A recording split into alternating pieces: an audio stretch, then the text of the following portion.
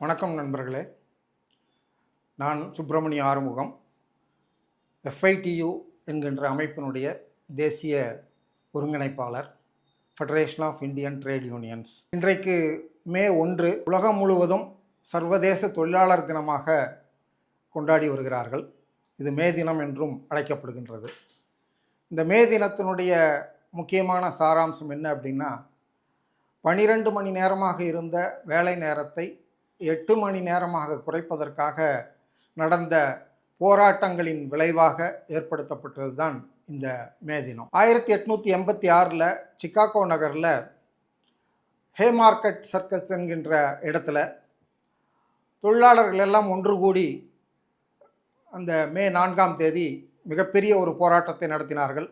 அந்த போராட்டம் முடியும் பொழுது ஒரு அசம்பாவிதம் நடைபெற்றது. போலீசாரை நோக்கி குண்டுகள் வீசப்பட்டது. அதில் பல போலீசார் இறந்து விட்டார்கள். அதன் விளைவாக போலீசார் தொழிலாளர்கள் மீது துப்பாக்கிச் சூடு நடத்தியதில் பல்வேறு தொழிலாளர்கள் அங்கே இறந்து போனார்கள். அதனுடைய விளைவு உலகம் முழுவதும் தொழிலாளர்கள் ஒன்று கூடி இந்த 8 மணி நேர வேலை நேரத்திற்காக போராடும் ஒரு நிலை ஏற்பட்டது. அதன் பிறகு அந்த நிலை எட்டப்பட்ட பிறகு இந்த மே 1ஆம் தேதியை உலகம் முழுவதும் சர்வதேச தொழிலாளர் தினமாக கொண்டாடுவது என்று முடிவெடுக்கப்பட்டது. அதுதான் இன்றைக்கும் நாம் மே மாதம் முழுவதுமே இன்றைக்கு நாம் மே தினமாக கொண்டாடி கொண்டிருக்கின்றோம்.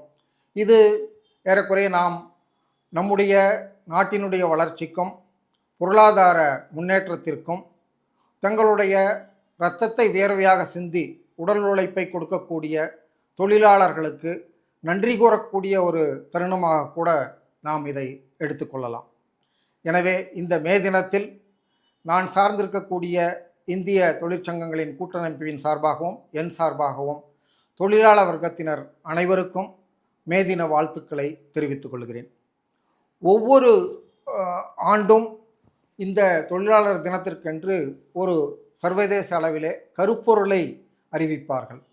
அதுபோல இந்த 2026ஆம் ஆண்டுக்கான கருப்பொருள் என்பது தொழிலாளர்களுக்கு அதிகாரப்படுத்துவது என்பது ஒரு முக்கியமான ஒரு சாராம்சமாக இருக்கின்றது.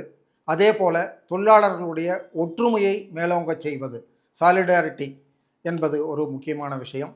அதுக்கு அடுத்தது மாறி வரக்கூடிய பொருளாதார சூழ்நிலையில் இன்றைய தொழிலாளர்களுடைய உரிமைகளை எப்படி பாதுகாப்பது அல்லது பலப்படுத்துவது என்பதுதான் இந்த 3 அம்சங்கள் தான் இன்றைய கருப்பொருளாக இருக்கின்றது.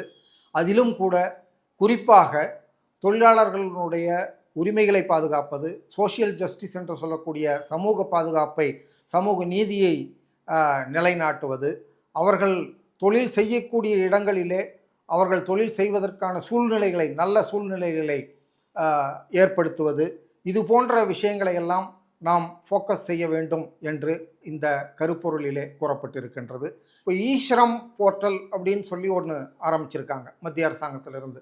அந்த ஈஸ்ரம் போர்ட்டல் அப்படிங்கிறது எந்த ஒரு தொழிலாளியாக இருந்தாலும் கூட அவர் ஆன்லைன் மூலமாக தன்னுடைய பெயரை அந்த ஈஸ்ரமில் பதிவு செய்து கொள்ள முடியும். பதிவு செய்வது என்பதற்கு அவருக்கு தேவையான ஆவணங்கள் என்பது வெறும் ஆதார் கார்டு, அவருடைய தொலைபேசி எண் மற்றும் அவருடைய வங்கி கணக்கு, இந்த 3 மட்டும் இருந்தால் தொழிலாளர்கள் இந்த ஈஸ்ரம் போர்ட்டலில் அவர்கள் பதிவு செய்து கொள்ளலாம். இது பதிவு செய்வதனுடைய பலன் என்ன அப்படின்னு கேட்டிங்கன்னா, அதனால் பயன் என்ன இருக்குது அப்படின்னு கேட்டிங்கன்னா, ஒருத்தர் இறந்து போனால் அவருக்கு 2 லட்சம் ரூபாய் நிதி ஆதாரம் கிடைக்கும் அந்த குடும்பத்திற்கு.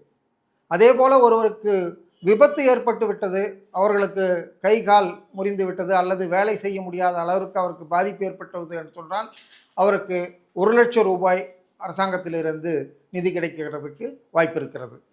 அதே போல் 60 வயதுக்கு மேற்பட்டவர்களுக்கு 60வது வயதிலிருந்து ஒவ்வொரு மாதமும் 3000 ரூபாய் அவர்களுக்கு பென்ஷன் கிடைப்பதற்கு ஒரு வாய்ப்பு இருக்கிறது.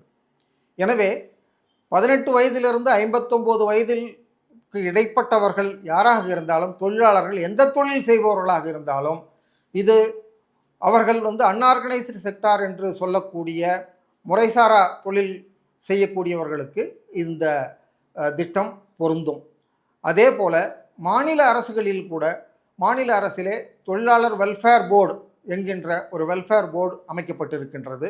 இந்த வெல்ஃபேர் போர்டிலே பதிவு செய்து கொண்டால் இதே போன்ற பல்வேறு இன்சூரன்ஸ் வசதிகளும், இறந்து போனால் அதற்கு பணப்பலனும், அல்லது விபத்து ஏற்பட்டால் பணப்பலனும், அவர்களுடைய குழந்தைகள் படிப்பதற்கான கல்வி உதவித்தொகையும் அல்லது மருத்துவ உதவித்தொகைகளும் கிடைப்பதற்கு வசதிகள் இந்த வெல்ஃபேர் போர்டிலே ஏற்படுத்தப்பட்டிருக்கின்றது. தொழிலாளர்களை பொறுத்தவரையில் நம்ம தமிழக அரசு என்ன வகையான சலுகைகளை எல்லாம் அவர்களுக்கு செய்திருக்கிறது என்பதை பார்த்தோம் அப்படின்னா, இது மற்ற மாநிலங்களை எல்லாம் நம்ம ஒப்பிட்டு பார்க்கும் பொழுது மிகச்சிறப்பானது ஒரு சலுகைகளை நமக்கு வழங்கியிருக்கின்றது. இது பல்வேறு ஆண்டுகளாகவே நடந்து கொண்டிருக்கின்றது. திமுக கலைஞர் ஆட்சி காலத்திலிருந்து பல்வேறு நலத்திட்டங்களை தொழிலாளர்களுக்காக வழங்கியிருக்கின்றார்கள். எல்லா இந்தியாவினுடைய அனைத்து மாநிலங்களிலும் கட்டிட தொழிலாளர்களுக்கு மட்டும்தான் வெல்ஃபேர் போர்டு என்று சொல்லக்கூடிய நலவாரியங்கள் அமைக்கப்பட்டிருக்கின்றன. அந்த நலவாரியங்களிலே எந்த ஒரு கட்டிடம் கட்டினாலும் அந்த திட்ட மதிப்பீட்டிலே 1% செஸ்ஸாக இந்த நலவாரியத்துக்கு வழங்க வேண்டும் என்பது விதியாக இருக்கின்றது. அது ஒரு பக்கம் இருக்கிறது. ஆனால் மற்ற எந்த மாநிலங்களிலுமே இல்லாத ஒரு சிறப்பம்சம் தமிழ்நாட்டிற்கு என்னவென்று சொன்னால், 36 வகையான தொழில்களுக்கு நலவாரியங்கள் அமைக்கப்பட்டிருக்கின்றது. இந்த நலவாரியங்கள் குயவர்கள், மண்பாண்டம் செய்பவர்கள், அதே போல் இன்றைக்கு சவரத் தொழிலாளர்கள், உடல் உழைப்பு செய்பவர்கள், இப்படி அனைத்து தொழில்களுக்கும் வெவ்வேறு தொழில்களுக்கு ஒவ்வொரு நலவாரியங்களை அமைத்து அந்த நலவாரியங்கள் மூலமாக நான் ஏற்கனவே சொன்னதைப் போல அவர்களுக்கு பென்ஷன் கொடுப்பது, இன்சூரன்ஸ் கொடுப்பது, இறந்து போனால் அவர்களுக்கு பண உதவி கொடுப்பது, அதே போல் அவருடைய குடும்பத்தில் இருக்கக்கூடிய குழந்தைகளுக்கு படிப்புக்கு ஸ்காலர்ஷிப் உதவி செய்வது, மருத்துவ உதவி செய்வது என்று பல்வேறு விதமான உதவிகள் இன்றைக்கு இருந்து கொண்டிருக்கின்றது. நம்ம பல்வேறு வகையான தொழிலாளர்கள் இருக்கிறாங்க. அதில் ஒன்று ஆர்கனைஸ்டு செக்டார் அப்படின்னு சொல்கிறோம், முறை சார்ந்த தொழிலாளர்கள். அது அரசாங்கத்தில் வேலை செய்கிறவங்க, தனியார் கம்பெனியில் வேலை செய்கிறவங்க, அந்த மாதிரி ஃபேக்ட்ரியில் வேலை செய்கிறவங்க, இவங்கெல்லாம் முறை சார்ந்த தொழிலாளர்கள் சொல்கிறோம். முறை சாரா தொழிலாளர்கள் அப்படின்னு சொன்னால் அவங்க அன்ஆர்கனைஸ்டு செக்டார் அப்படின்னு சொல்கிறோம். அந்த அன்ஆர்கனைஸ்டு செக்டார் தான் 194% பேர் அன்ஆர்கனைஸ்டு செக்டாரில் தான் இருக்காங்க. அவங்கெல்லாம் யார் அப்படின்னு சொன்னால் உடல் உழைக்கும் தொழிலாளர்கள். இன்றைக்கி தெருவோரம் வியாபாரம் செய்யக்கூடியவர்கள், வீட்டு வேலை செய்யக்கூடிய பெண்கள், அதே போல் விவசாய தொழிலாளர்கள், மீனவர்கள், மீன் பிடிக்க போகிறவங்க, இந்த மாதிரி எந்த தொழில் செய்பவர்களாக இருந்தாலும் அவர்கள் எல்லோருமே இந்த முறைசாரா தொழிலாளர்களுடைய அமைப்பில் தான் வர்றாங்க. அவங்களுக்கு 94% பேர் இருக்காங்க. இப்போ அவர்களுக்கெல்லாம் இந்த வசதிகள் எல்லாம் கிடைக்குமா என்று சொன்னால் அவர்களுக்கும் கண்டிப்பாக கிடைக்கும். ஆனால் அவர்கள் எல்லோரும் நான் ஏற்கனவே சொன்னதைப் போல இந்த நலவாரியங்களிலோ அல்லது ஈஸ்ரம் போன்ற அமைப்புகளிலோ அவர்கள் உறுப்பினர்களாகி அவர்கள் கார்டுகளை பெற்றுக்கொண்டார்கள் என்று சொன்னால் அவர்களுக்கும் இந்த உதவிகள் கிடைப்பது நிச்சயம்.